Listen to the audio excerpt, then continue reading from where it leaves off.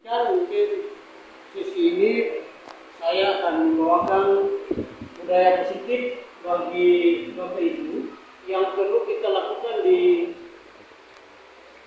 sekolah kita, di mana budaya positif ini sangat penting Bapak Ibu, karena kalau kita terapkan budaya positif ini untuk anak-anak kita, pasti mereka akan mengalami hal ada perubahan-perubahan bagi mereka di kelas nanti.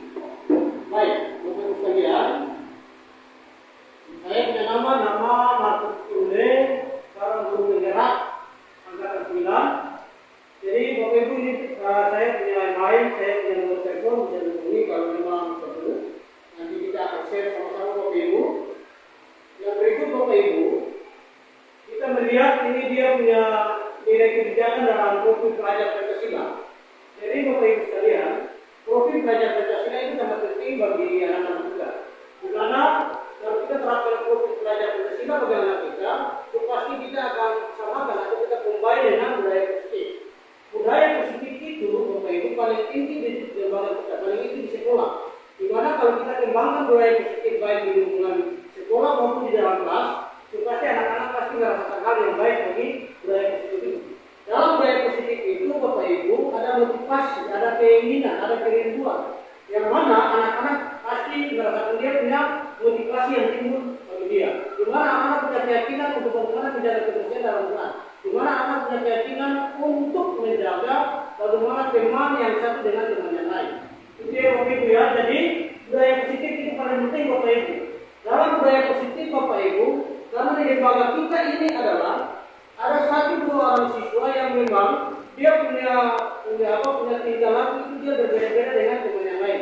Dia punya karakter itu dia berbeda-beda dengan teman yang lain. Dia punya wibawa itu berbeda dengan teman-teman yang lain. Contoh Bapak Ibu, di kelas 12A itu salah satu siswa yang dia punya keterbatasan fisik ya. Jadi kalau kita katakan budaya positif kita di sekolah, siswa yang keterbatasan dengan fisiknya tidak boleh siswa yang lain mengejek dia. Itu budaya positif yang perlu kita kembangkan supaya apa? Teman yang dia punya keterbatasan itu dia tidak ada terganggu. Baik Bapak Ibu sekalian, saya lanjut. Ini dia punya pembelajaran disiplin positif. Bapak Ibu sekalian, disiplin positif ini paling penting. Karena dalam disiplin positif ada nilai-nilai universal. Nilai-nilai universal itu apa? Nilai-nilai yang dikembangkan oleh siswa. Nilai-nilai yang dikembangkan oleh Bapak Ibu guru sendiri di lembaga pendidikan. Baik, perubahan paradigma. Perubahan paradigma ini dia terjadi oleh Bapak Ibu ketika kalau kita mentransformasikan ilmu kita, ketika kita mempelajari anak-anak kita, pasti paradigma yang kita miliki, Bapak Ibu guru miliki, teman-teman guru miliki, pasti dia akan turun kepada siswa yang ada di lembaga kita. Dia akan turun kepada murid yang ada di kelas masing-masing Bapak Ibu. Dan juga Bapak Ibu yang ada di sini kan ada wali kelas ya, ada guru pembimbing. Jadi perlu diterapkan budaya positif itu bagi anak-anak kita. Baik, Bapak Ibu sekalian, ini dia punya miskonsepsi. Miskonsepsi ini adalah apa? Guru mengkontrol siswa pada saat proses belajar mengajar.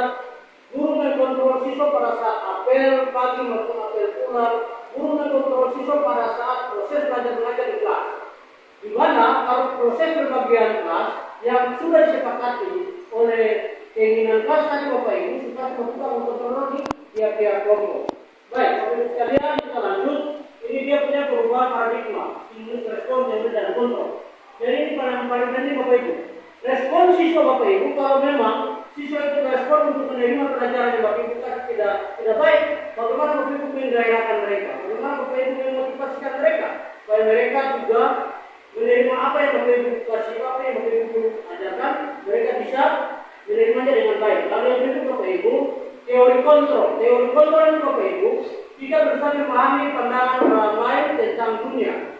Jadi Bapak Ibu, dunia ini dia luas. Tapi bagaimana saya membawakan Bapak Ibu punya pandangan, pikiran, bagaimana kita bisa berpandangan tentang lingkungan kita yang ada di sekolah. Jangan kita tuh Bapak Ibu terlalu luas.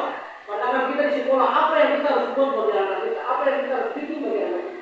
Yaitu kita harus buat, kita harus bikin, yaitu budaya positif. Budaya positif itu sangat penting bagi kita yang ada di lembaga ini.